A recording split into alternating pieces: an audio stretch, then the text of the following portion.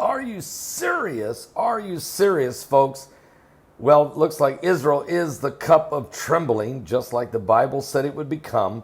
Jerusalem, the cup of trembling, the burdensome a stone for all people, and all that burden themselves with it will be broken in pieces. You can read it for yourself in the book of Zechariah, chapter 12. We are living in the last days.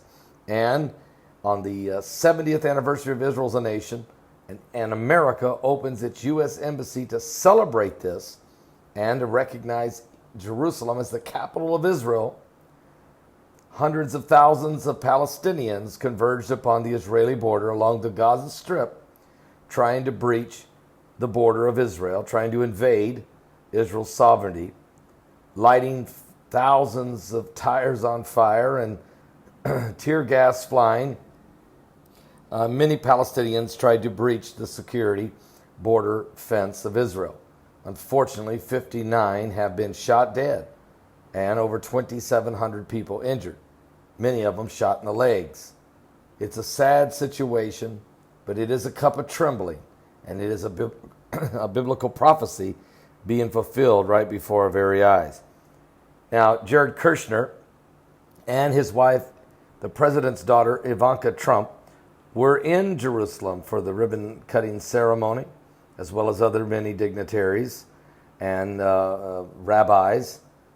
Senator Lindsey Graham was there, of course, from South Carolina, as well as Texas Senator Ted Cruz and Utah's Senator Mike Lee and others. Kushner's quite extraordinary to think this through, but Kushner is the same guy who's also negotiating the peace agreement between Israel and the Palestinians. Unbelievable that he's involved in this and in this. He and Ivanka both spoke at the ceremony. But meanwhile, along the Gaza Strip, it is chaos, it is bloodshed, it is sadness, and the Palestinian people are being forced to do this by Hamas. If they don't do this, they will face the consequences by Hamas on the streets of Gaza. But Israel's being condemned for their defense of their border security. They're being slammed for being too aggressive. And according to reports, the South African and Turkish nations are recalling their ambassadors after this violent day along the Gaza Strip border. South African government condemns, they say in the strongest terms, the possible and latest act of what they call violent aggression carried out by the Israeli armed forces along the Gaza border. This is according to the Jerusalem Post. Now, the South African government said, given the indiscriminate, they said, and grave manner of the latest Israeli attack on Gaza, and folks, it's not an attack. Israel's not attacking Gaza. I have to correct the journalist here, which is not the journalist's fault. He's only quoting what the South African government is saying. Israel's not attacking Gaza.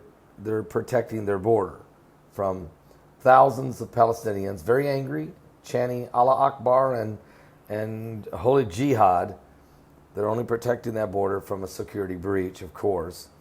But anyway, Turkey, of course, you know, Erdogan is going to always get in the act, and he hates Israel.